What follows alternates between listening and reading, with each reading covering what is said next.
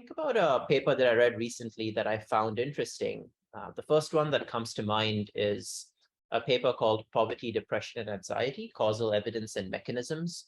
So this paper was written by Matthew Ridley, Gautam Rao, Frank Shilback, and Vikram Patel. And it really examines the literature on the relationship between poverty and mental health. So this is a review paper, and what they seek to do is really study the mechanisms through which poverty triggers mental illness and the mechanisms through which mental illness compounds poverty. And the really interesting finding here from my perspective is that they are able to establish this bidirectional causal relationship between poverty and mental illness.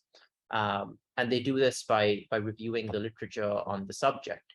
And this finding is pertinent and perhaps in some ways even exciting, because what it conveys is that it is important for us to invest in cash support programs and in low-cost therapeutic interventions for individuals who are suffering from mental illness and also living under poverty.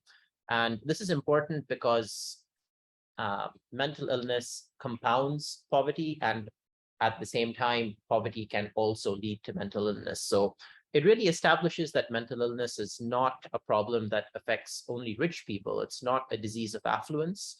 And there is a very important imperative for us to provide therapeutic interventions that are targeting mental disorders among people living in rural areas or living in urban areas who are suffering from poverty and are not economically enfranchised.